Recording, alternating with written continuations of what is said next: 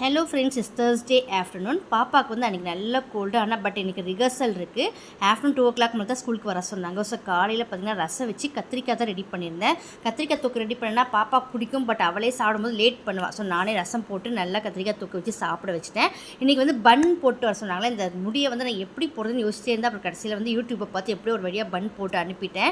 இன்றைக்கி ரிஹர்சல் தான். பாப்பா இப்போ 2 o'clock போயிட்டு நைட் வந்து 8 o'clock ஆகும். நான் 6 o'clock போய் அவளை நான் பிக்கப் பண்ணணும். ஸோ நானும் கிளம்பிட்டேன். அவளை அனுப்பிட்டு பின்னாடி ஒரு 1 hourலேயே கிளம்பிட்டேன். ஸோ ரிஹர்சலும் பார்த்துட்டு அதுக்கப்புறம் அவளை கூப்பிட்டுட்டு வந்துடலான்ட்டு கிளம்பினேன். ஸோ வீட்டுக்கு வரும்போது பார்த்தீங்கன்னா 8:30 ஆயிடுச்சு. இன்றைக்கி அதுவும் பார்த்திங்கன்னா இன்றைக்கி வந்து அவங்க ஸ்கூலில் வந்து ஒரு பில்டிங் கட்டியிருக்காங்க. அந்த பில்டிங் இனாக்ரேஷனும் ஆனுவல் டே உற்சவ ப்ரோக்ராமும் ஒன்றா சேர்த்து வைக்கிறாங்க. ஸோ வந்து செம்ம கிராண்டாக பண்ணுறாங்க. நல்ல ஒரு சூப்பரான டெக்கரேஷனோடு இருந்தது. பார்க்கறதுக்கு ரொம்ப சூப்பராக இருந்தது. ஸோ நான் வந்து இந்த வீடியோ வந்து உங்களை நெக்ஸ்ட் வீடியோ நான் ஷேர் பண்ணுறேன். மறக்காமல் பாருங்கள். ஸோ இந்த வீடியோ உங்களுக்கு பிடிச்சிருந்தா லைக் பண்ணுங்கள், ஷேர் பண்ணுங்கள், மறக்காமல் சப்ஸ்கிரைப் பண்ணி பாருங்கள். தேங்க்ஸ் ஃபார் வாட்சிங்.